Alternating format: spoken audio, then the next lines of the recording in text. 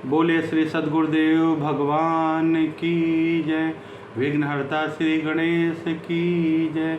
दुर्गा मैया की जय। पवन पुत्र हनुमान की जय।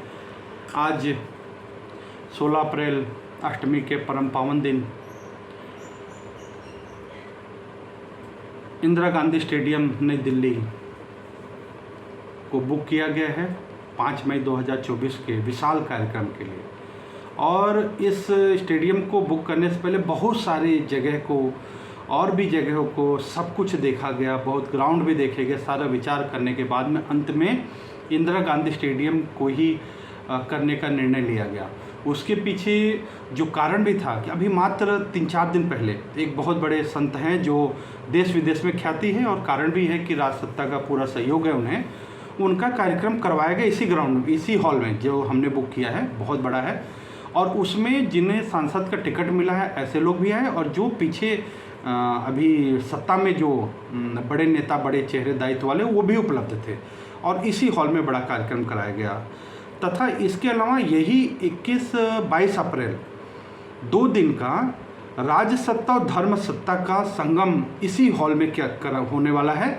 और जिसमें जो जानकारी मिली है कि भारत के कई बड़े बड़े महामंडलेश्वर और राजसत्ता के बहुत बड़े बड़े चेहरे और वर्तमान राजनीति के चाणक्य कहे जाने वाले, नाम नहीं लूँगा, वो भी उपलब्ध रहेंगे। और इसी हॉल में कार्यक्रम होना है। और इसके बाद भी सरकार के कुछ बड़े कार्यक्रम और भी हैं लोकसभा चुनाव को लेके। तो यहाँ होने वाले कार्यक्रम पे सरकार की बड़ी पैनी नज़र है। अच्छा, हमारे कार्यक्रम को लेकर के जैसे लोगों से बात हुई, या राजसत्ता में भी जो बापू के प्रति सद्भाव रखते हैं अंतर्मन से, उनसे भी चर्चा हुई। तो लोगों के मन में एक बात थी कि अगर हम खुल के सामने आते हैं तो नेगेटिव फैल जाएगा, मीडिया नेगेटिव उठा लेगी और जनता में असंतोष फैलेगा। और साधकों, मेन बात आई कि आपके साधकों का बिखराव है, वो बात नहीं है, ऐसा उनको आया। क्योंकि उसमें जैसे बहुत सारे ऐसा भी हुआ है कि जैसे बापू को लंबे समय में उपचार में अनुमति नहीं मिल रही थी, या बापू के अभी तक आगमन के लिए कोई स्थायी न्याय नहीं मिल पाया है, जिसके लिए लोगों के मन में एक नाराज़गी है, मतलब नाराज़गी बनी थी। तो ये हम कह सकते हैं कि लोगों के मनभेद रहा है एक संस्था के साथ में। लेकिन किसी रूप से बापू जी के विचारों का मतभेद किसी भी साधक में नहीं है। ये चीज़ हमें 5 मई 2024 को ये कार्यक्रम में साबित करना है। अभी तक में जो भी हमारे कार्यक्रम हुए, इस लेवल का, ऐसे स्थान का चयन नहीं हुआ था। शायद पहले होना चाहिए था, लेकिन मुझे लगता है कि शुभ घड़ी हर काम की आती है। तो 5 मई का जो कार्यक्रम है ये बहुत विशेष है और कई कारण से है। तो मेरा ये निवेदन है कि पूरे भारत में जहाँ भी जो साधक हैं, समय कम है, वो 5 मई रविवार के होने वाले कार्यक्रम के लिए अपनी तैयारी अभी से कर लें। और यहाँ उनके आने पे उनका रुकने की क्या व्यवस्था होगी, कैसे करेंगे, वो सब तैयारी करेंगे। समय बहुत कम है, करना है। और आश्रम द्वारा एक कुछ नंबर भी जारी किए जाएंगे, जिसमें आप लोग कितने लोग कहाँ से आ रहे हैं उसकी जानकारी आप उस पर देंगे, उसकी तैयारी होगी।